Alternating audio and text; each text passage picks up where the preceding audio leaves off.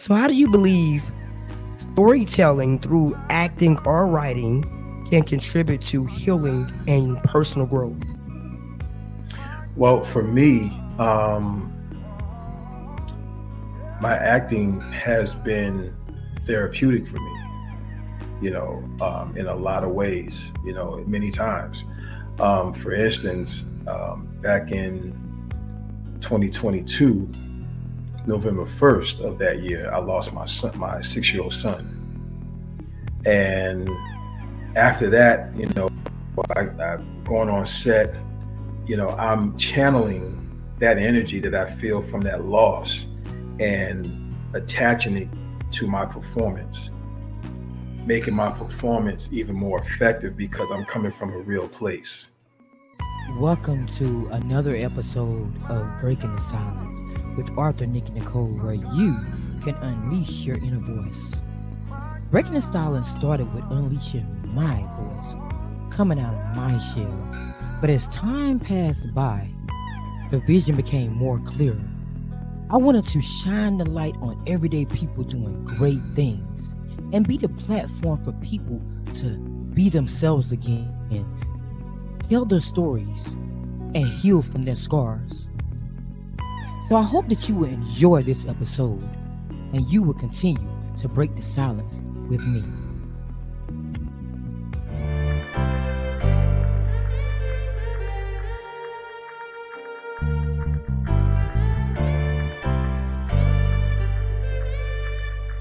Hey, is it hard? Huh?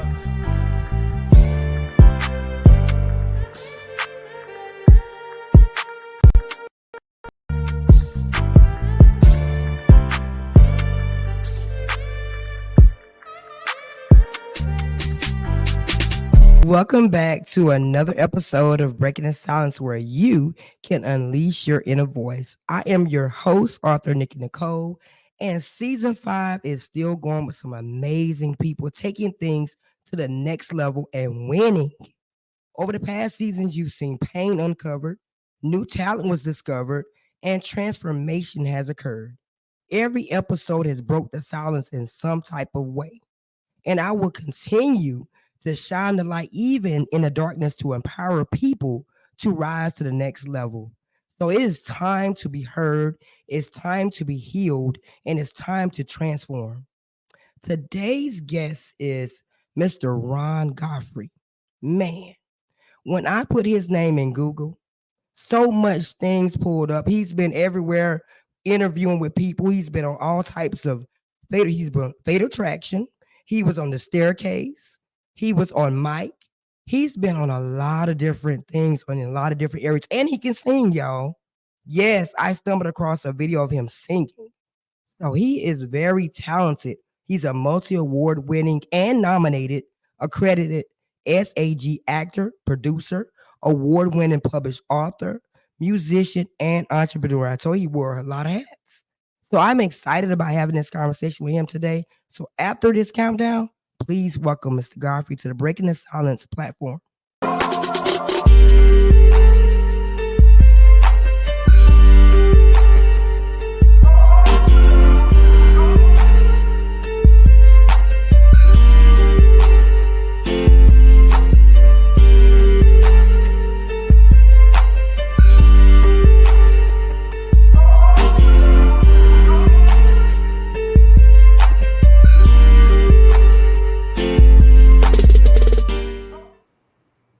How you doing?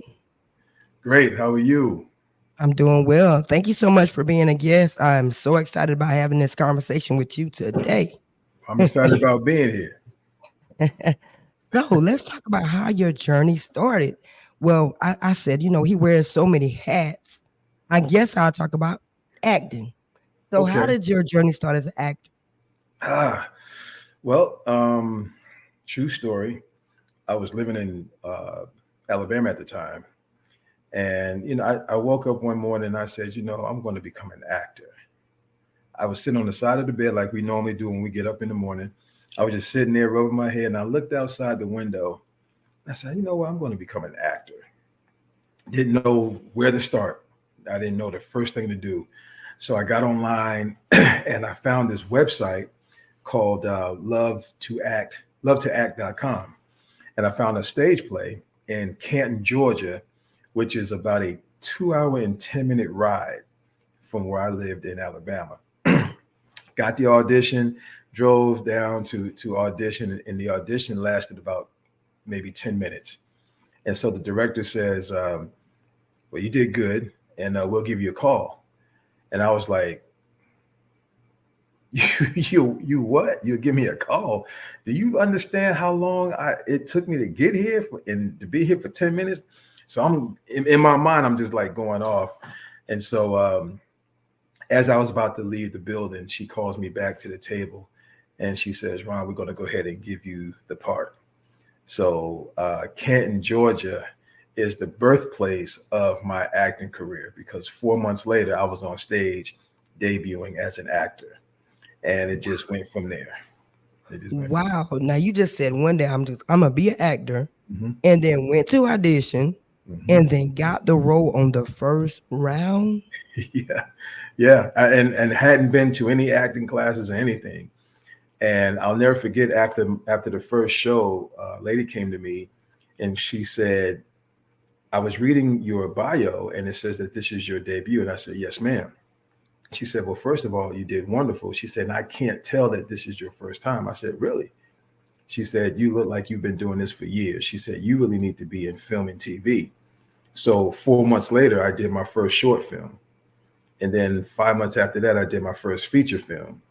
4 months after that, I was with Tyler Perry. And then it just went from there. What? So now you just slid that in there like that wasn't big.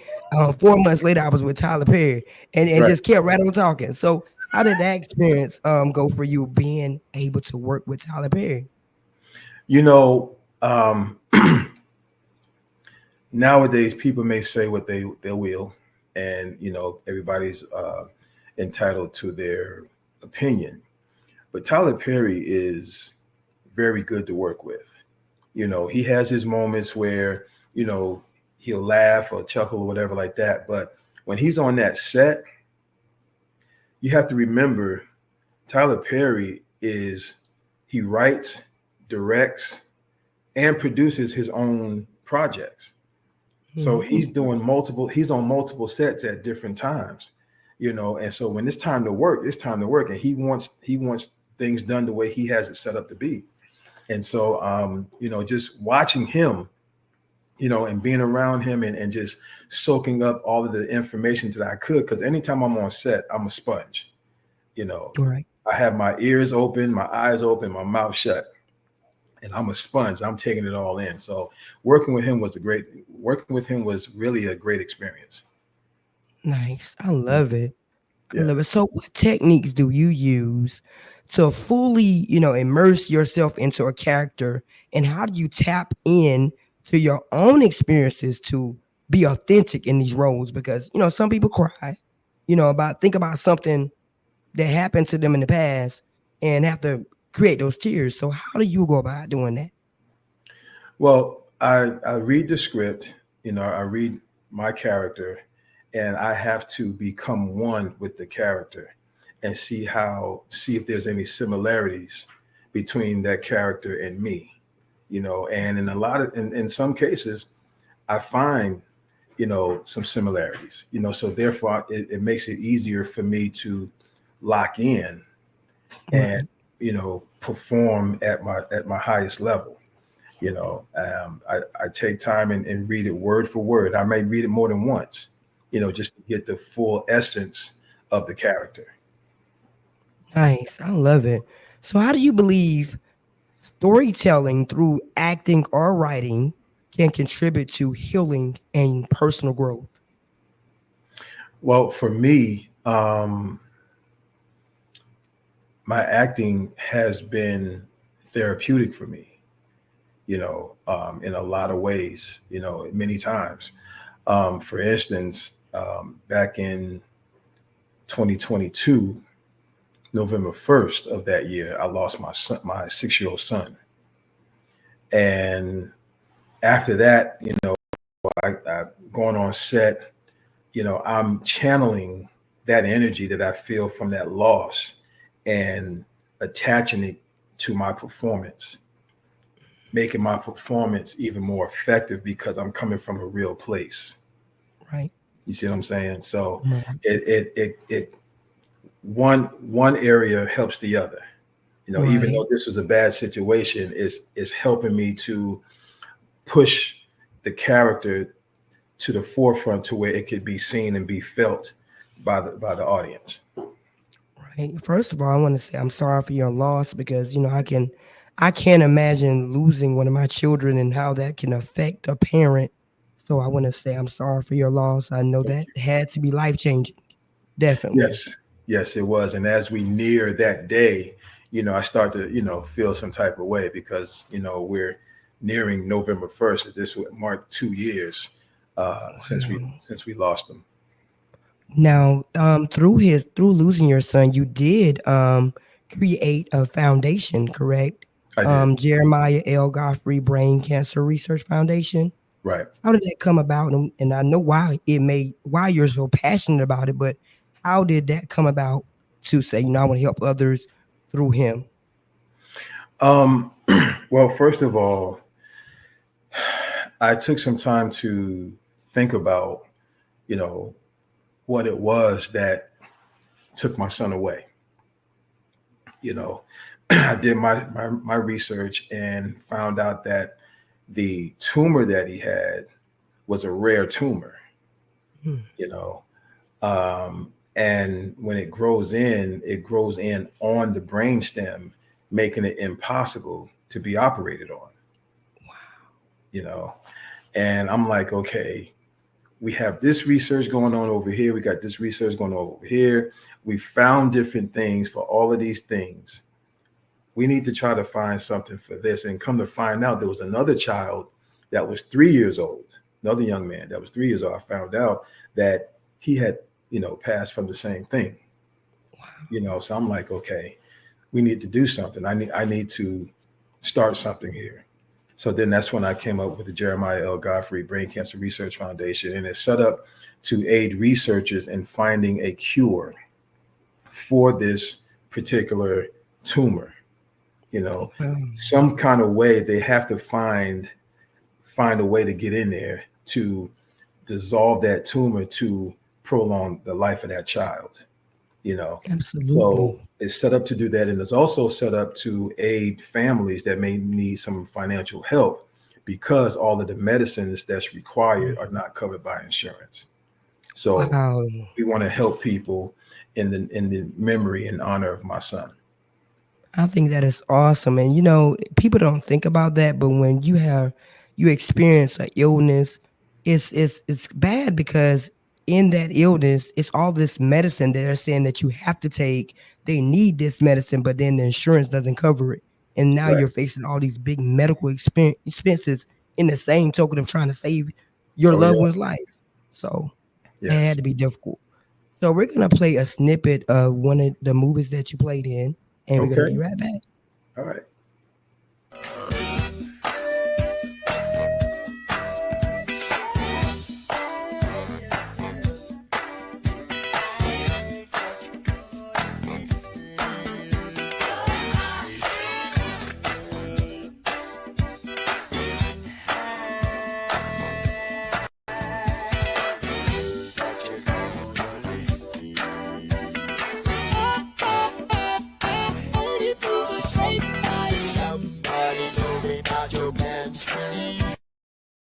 Now that looked like a serious role. What was your role? You Look, was I'm looking over here jamming the mad. Raj. I was jamming to the music. I was like, oh, she got one of my favorite artists up there. I said he looked serious in that role. What was your role in that movie? That was Fatal Attraction, the true crime series that comes on TV One, and that was actually my first time on the series. That was season 12, episode 22, and I was the lead detective in that Nice. particular episode. Nice. So how did that role come about? Did you go and do a 10-minute audition for this one and then they said, you know what, you're it? No, no, actually, this one was. I've actually been on the show 3 times already. Matter of fact, Mm, my most recent episode was just 2 weeks ago.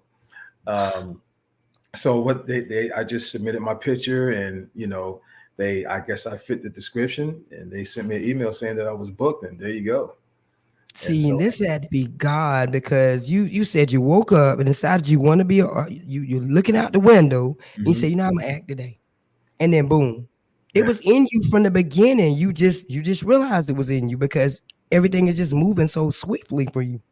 right. And see, Wow. I've always been, I guess you can say I've always been an entertainer, even when I was younger, because I started playing drums and guitar in church, of course. And then I started playing piano. And I've always visualized myself in the entertainment industry as a musician. But then it went to acting because I always envision myself on stage with like the Jacksons and Roger and all of them, Mhm. And but then, like I said, acting came into play. So I'm not regretful at all. Right. So now we talked about all the good things, Okay. all the rewards you received in the process of being an actor, but everything has another side. Right. So Right. what is the most challenging part about being an actor? Being told no, Mm. or or you don't get a response from an audition. You know, when you don't get a response and it has passed the deadline, then and it's like maybe 2 or 3 weeks past the deadline, and when the filming starts, then you pretty much know that you didn't get it. And that can be challenging. It could, if you're not strong enough, it could really mess with your drive. I Yes. had a situation happen recently where I can't call too many names, but I had a project that I had gotten an offer letter for, and I was going to be working with one of the biggest stars in Hollywood. Mm. And my agent out in California had passed away before he could get me the contract. And so those that took over for him didn't honor the offer letter. And so there you go, you know. And that just took me for a loop. It really did. It just, I wanted to quit. Sure. At that I'm moment, I sure. wanted to quit. But then I heard my son's voice in my ear saying, Daddy, you can't quit. Daddy, you can't quit now. And I said, okay. So yeah, you have things like that that'll make you just like, oh, are you serious? Because that's where I was, but But you know what? In life in general, no matter what you're doing in life, that no means a lot to everybody. mhm, But out of all those no's, you're gonna get at least one yes. So exactly. you have to still keep pushing because this is your passion. This is what God gave you as your talent. And I'm sure He's not gonna take you no place. They just wasn't for you. That's it. I've heard that. My mother told me that, my acting instructor told me that, and several other people said, hey, God has something bigger for you. Bigger. So you just Mhm. you just stay put. Stay put. Yeah. Just be still, and let God move you because it wasn't for you. Just so every no, don't take it as a bad thing Hmm. because that he might have moved you out of a situation you really didn't want to be in. Exactly. I Never agree know. with Never know. So that. I let's agree with let's that. shift a little bit and talk about your book. What Ooh. inspired you to write Crying Out in the Dark series? And what do you hope readers will take away from it? Oh man. Crying Out in the Dark. I published that in 2020. And here we are in 2024, almost exactly 4 years later. And that book is still selling. Mm. Uh, I'm proud to say that it's holding at a 4.8 out of 5 stars on Wow. Amazon. Um, I tell my story of things that I've went through that caused depression, Mm. which is something that a lot of men, especially black men, don't talk about. And I get very detailed, and you can capitalize the word detailed. I get very detailed as to the things that happened to me. And matter of fact, I had someone that just received their book in the mail a couple of days ago. They finished it yesterday, and I got an email from them saying, "Wow, wow." And I wrote it because I wanted other people to know, whether they be men or women, that you're not alone in your struggles, that there are other people out there that have gone through or are going through the same thing that you have gone through or are going through right now, but survived it. So I want people to know that it's okay to not be okay. It's okay to cry. It doesn't make you less of a man or woman if you need to cry Right. because you're hurting. I used to be one that held everything inside until one day I woke up. I was like, you know what? I'm getting ready to tell everybody. I'm getting ready to unload. And I'll never forget one day I just my ex-wife called me. She wasn't my wife at the time, we were dating. And she can tell something was wrong with me. And she said, if you need to yell, just yell. I remember putting the phone down and just screaming. I mean, I was just unloading, you know, and I felt better. I felt better after that. So crying out in the dark, somebody asked me, well, how'd you come up with the title? Because I was in a situation where I felt like I was alone on a dark island somewhere, just crying out, and no one could hear me. Crying out in the dark, and I was searching for the light. That's why, if you notice the cover of the book, half of my face is in the light and half of my face is in the darkness. Because I was in darkness, searching for the light. Wow. So, how do you think depression has shaped you as a person and, pivot into the acting roles too? How has that changed your life and your perspective on life? Because everybody goes through, periods of their lives where they're depressed. Mm-hmm. And not everybody thinks that it's okay to be not okay. And some people leave the world because they go into this state of depression, or they try to commit suicide, they attempt it, and then still they're here because they're here for a purpose. Mm-hmm. So how has your journey with depression shaped you as a person, professionally and personally? Well, it shaped me in a way of like letting myself know that regardless of what I go through, I can make it. You know, um, again, my acting career has been very therapeutic, and then, you know, my background in my place of worship. You know, I lean on God a lot.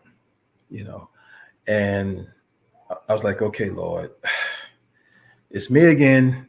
I got this going on. And what he would do, he would send me a role in which I can get in front of that camera or on stage and release. Like I said before, I could lock in with that character and release what I'm feeling for real into that character. And the audience never know. You see what I'm saying? And I remember sometimes when I would finish filming my part, I would go to my dressing room or to my trailer and I would just break down and cry because but at that point, it was a cry of relief. You know, it wasn't so much of a cry of pain because I had just got finished, performing my part and just releasing from that standpoint, if that makes sense. I mean, that's the first time I've heard actor said that acting is therapeutic. I've never heard that before, but that makes sense that, if you're going through something and you get that role that takes you on that journey again, then of course you can relive it, but you're releasing at the same time. And now you're done with that. You can move on with your life. I Right. like that. I like the way you put that. So if Right. if you had to create a soundtrack that represented your life's journey, which three songs would be on that soundtrack and what would they signify? Hmm. That's a good question. Um, I would say one song would be,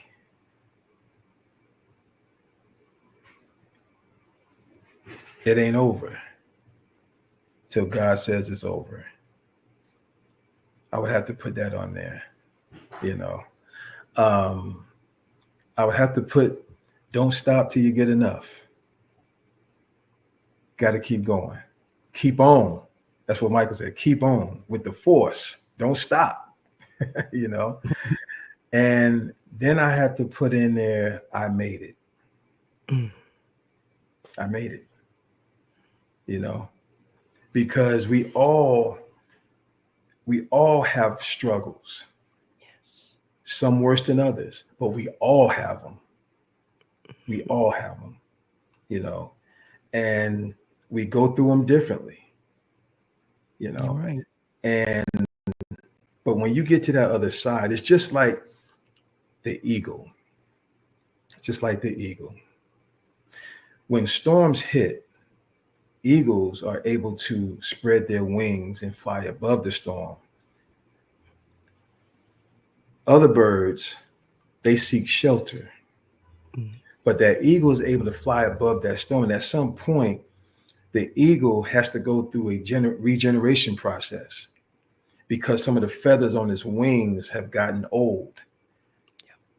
You see what I'm saying? So what he does is he flies to a place by himself, and he breaks his own beak, and he sits there and waits for it to grow out again. Then he plucks out his talons.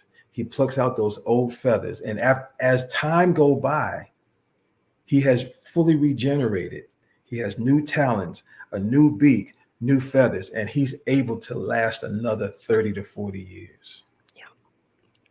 Phew. I love the eagle. The eagle, that's a strong bird. Yeah, And I yeah. always say I want to be the eagle. And sometimes I feel like I'm there because if you can withstand a lot of storms in your life, Hmm. you're just like that eagle. Hmm. Because you're constantly hurting, but you're constantly releasing and you're rebuilding yourself all over again, over and over again, and you're elevating to other levels. So, yes, now, I love that story. You just blowing my mind up here.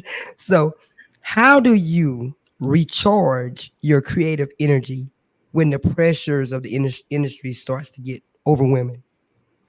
I isolate myself and I pray and I ask God to lighten this load. Like just recently, I took a trip, just a day trip, or overnight trip to the beach, and I just got around the water. And I went out one night and I just stood along the shore of the ocean, and I just looked up, and then I began to cry. I said, Lord, I'm just giving it to you. Because it's kind of heavy. It's kind of heavy, sir. It's kind of heavy. So I need to give this to you.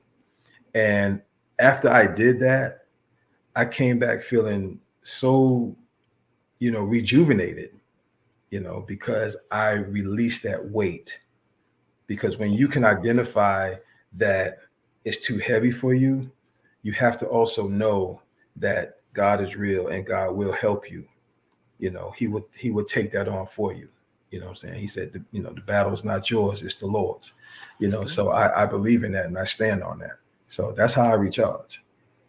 Absolutely. But people, it takes time Right. because I was born and raised in the church. When I say in the church, my mom had me at Sunday school, church, revivals, the union. If it had church in it, I was there. Right. But as a child, you look at the situation, you're like, you know what? I don't know why I'm going here, why she keeps taking me here. But then when you start becoming an adult and you start lifing, as they say, Hmm. you start understanding what amazing grace means. You Exactly. start understanding all these songs that you used to, these hymnals Right. that was just Right. dragging Uh-huh. what they meant because now you done went through all of these things. Now you're really identifying that, okay, this is why she introduced me to God, because when you're by yourself, he's still there. Right. Exactly. When you're in your struggles, if you just have that faith, what they say, faith of a mustard seed, Faith that's all you as a need. grain of a side. Yep. Exactly. And he'll still come through. That's all you Exactly. need. But Exactly. people have to really believe that he will see you through. Right. And I think that's the problem with people. If they don't go through things, then they won't ever get to those certain levels in their lives to really believe that God is going to bring them out. But I've Well, been there. you can't have a testimony without a test. There you go. So there you go with that. He has to test you. He has to take you through those still waters and see Right. what you gonna do. Now, Right. what you gonna do now? Are you gonna follow me or you gonna go the other way? Right. But Exactly. a lot of people don't like going through those trials and those tribulations. But in order for you to truly get where you need to go, you have to go through something. Hmm. You have to go through something because you're Exactly. gonna appreciate it more if you go through something. Going through something without compromising yourself. Exactly. Yeah. Exactly. Yeah. Exactly. So I'm gonna play our last snippet of your next movie that you was in, and we're gonna come back and we're gonna have the last question for you. Okay. All right, let's go. To drop the case for the sake of African American unity, unfucking believable. It's too much. There's too many people out there with too many opinions. Who's going to protect Desiree? But no, you're just a baby. My baby. Some black folks will fight us on this. They don't want us taking away their hero. Now I said this was before he had the hair doing this one. But you know what? That wasn't my hair. What? That wasn't my hair. Wow. That's from the series Mike. That's on Hulu. The story of Mike Tyson, and I actually play Donald Washington, which is the father of Desiree Washington, which what was alleged that happened with that situation. Right.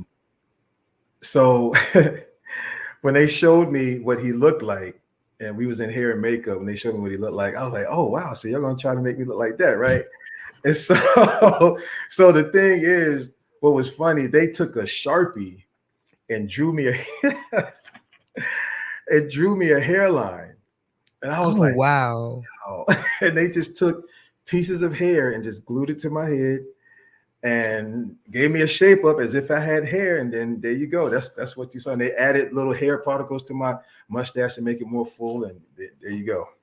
I done seen it all for the day. Wow. See, Yeah. that's why you can't believe everything that you see. Right. Right there. Right. Yeah. That You wasn't my can't. hair. But yeah, I used to look like that at one time. Okay, I was gonna say so at some point I know you had some hair on your head. I said Yes. this was Yes. way Yes. back. Yeah. Okay, well, now that we cleared that up. So I'm Right. down to the last question. Okay. If you could send a message to your younger self 10 years ago, what would you say and why? To my younger self, I would say, don't give up no matter what. You're going to go through the storm. You're going to go through the rain. Not everybody's going to like you. Not everybody's going to pat you on the back. Don't look for validation from anybody. Validate yourself.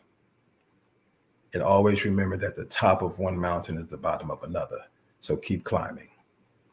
That's what I would tell myself. I like that wisdom. I would say that because I was in a position in my life where I sought out validation from others because I thought that's what was needed. I thought that would make me somebody. Mhm. And I woke up one day, like, I don't need anybody else's validation. I'm somebody without that. I can do this, so that's why I would tell myself that. But I think everybody goes through those phases where they feel like they need to be validated by others Oh, and yeah. they need their feedback, they need their opinions. Mm-hmm. And we was born somebody. Right. We was born, our story was already written, probably before we was born. Exactly. To go down these certain pathways and go down the dirt roads, they have these stumbling blocks. So we just had to know we were somebody. Right. God already knew that. Exactly. He wrote the story. But everybody goes through those situations, and you're telling. I listen to you, and I'm thinking about my life, and I'm like, I was there too. Mm-hmm. Like I thought I needed people to validate who I was. Telling me no, and all of these things meant a lot to me, and I carried the world on my shoulders Right. all the time. But when I said, you Mhm. know what, enough is enough, like you said, you upload everything just woo. Right. Right. I had to Right. get it off me. It's I like wrote five reality books. sets. Right. I Exactly. wrote 5 books because I uploaded everything. Like it was Uh, time. right. Yeah. Awesome. But we're down to what I call the BTS 30 seconds of fame. Okay. I'm gonna do your countdown. And Okay. then after the countdown, you have the floor. I want you to tell everybody where they can tune into all your movies, Okay. how where they can find you, Okay. what's next for you. This is your flow. The book too. Tell them don't forget the book. So Gotcha. everything you have going on. Okay. All right.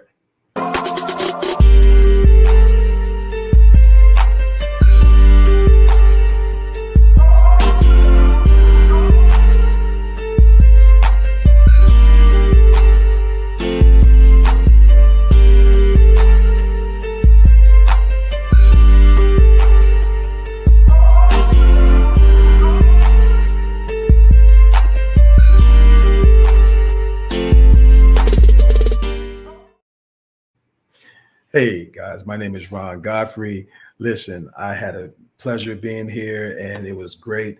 You can catch me on the most recent episode of Fatal Attraction, the true crime series on TV1, season 15, episode 19. You want to learn more about me, go to my website, rongodfrey.com. All of my platforms is I am Ron Godfrey. I'm also on Hulu. Like you heard me talking earlier, I'm in a series called Mike, which is on Hulu. I'm in episode number 5 of that series. You can catch me in a series called Tears of a Hustler on Tubi. Season 1 is already out there. Season 2 is soon to come. You can catch me on platforms like, again, Tubi, Prime, HBO Max, TV1. I'm on all of them. I am. So just hit me up and don't forget my book, y'all. Crying Out in the Dark. If you want an autographed copy, go to my website, rongodfrey.com, and order your own autographed copy of my book. If you don't choose to have an autographed copy, you can go to Amazon and order the book from there. And please leave a review after reading it. My name is Ron Godfrey, actor, author, entrepreneur, coming at you. Thank you. I want my autograph copy. So I'm going to the website. I know how it is as an author.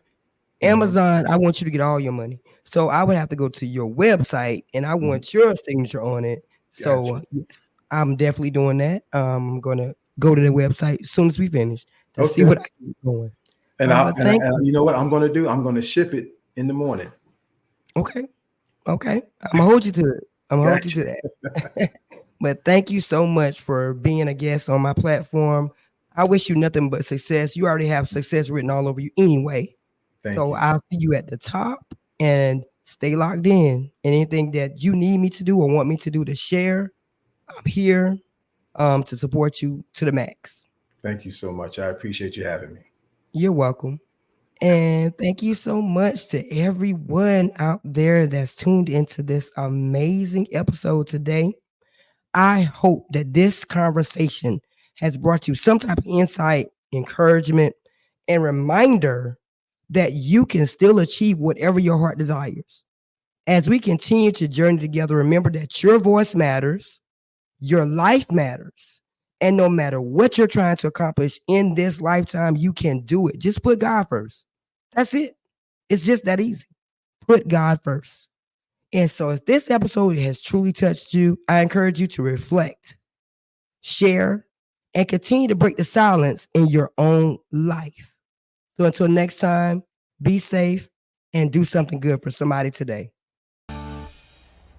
Welcome back at 5:50 on your Friday. A local author is promoting his new autobiography. I had the opportunity to speak with Ron Godfrey about his story and his book signing event tomorrow. All right, want to welcome in an author who's doing his thing. It's a book called Crying in the Dark. It is Ron Godfrey. Want to say welcome to ABC Columbia. We appreciate you for joining us. My man, so tell me a little bit about yourself. Well, I'm an actor as well as an author, also an entrepreneur. I have my own clothing line called Grind and Conquer. And I'm 50 and my career is going well. And I'm just glad to be here. Well, you see why I asked you to tell me, because I knew it was more than just the book and the acting thing as well. Which one do you prefer more? I really don't have a favorite, but if I had to choose, I'd stick with the acting. All right. So you grew up a little kid, of course, hard-headed, and running the streets and the whole 9 yards. But then something clicked with you that said, hey, there's something here within me. What was that? Let's talk about that. As I got older, as you get older, you mature. Mm-hmm. And, I decided I needed to take a different, I wasn't a bad kid or what. I didn't, get in trouble or anything like that. I stayed in church and I had no choice, Mm-hmm. I had, my routine was homeschool church, and as I got older, I decided to take a different route. Never left the church, but I wanted to get into acting. And I've always dreamed of being an entertainer as far as music is concerned, Mm-hmm. but I never dreamt of acting until one day I decided I'm going to become an actor. And that's what I did. Let's talk about this book. Was this something that came out of depression? Yes. I had been dealing with it for some time, and I didn't realize even myself how deep it was until I actually started writing. And then, my timeline goes all the way back to the time I was like at least 5 years old, Mm-hmm. up into my adult years. And, I noticed there was a lot of people, especially men, that did not voice, their feelings, anything like that, because of the stigma that has been around for years. It's like, you got to be strong, can't show your weakness, and, all that kind of stuff. So I wanted to be the icebreaker, and that's where it came from. Crying in the Dark. What would you hope that people would get from this book that you wrote? I want people to know that it's okay to not be okay. My book, Crying Out in the Dark, the reason why I named it Crying Out in the Dark was because I was in a position to where it felt like I was just crying out in complete darkness and no one heard me at that time. And a lot of people that are depressed and have anxiety, they mainly want to be heard because they're storing so much inside and they're scared to release it because of fear of being judged or, rejected. You're going to be at a book signing this weekend, correct? Yes, in Lexington, South Carolina. Where are you going to be and what time? And what time? How can folks get there? And also, how can they grab a copy of this book too? Okay. This coming Saturday, I will be at Diablo's Southwest Grill in Lexington. And to get a copy of my book, if you want an autographed copy, you can go to my website, rongodfrey.com. If not, you can go to amazon.com and purchase the book. What time are you going to be at the Southwest Grill? I will be there from 2 to 4. 2 to 4 o'clock. Get a copy of the book. Of course, again, for those who dealt with depression or those who know somebody, this book could probably be a great help to them and get the information that Ron is sharing with you as well. And we thank you so much for sharing that information with us this morning, too. We appreciate you and hope to see you in some big movie screen. Maybe this book will become a movie. Yes, sir. So yes, sir. So to say. Thank you much, Ron. I appreciate you, man. Thank you so much. Send me some suits. Hey, I need some of yours. My man.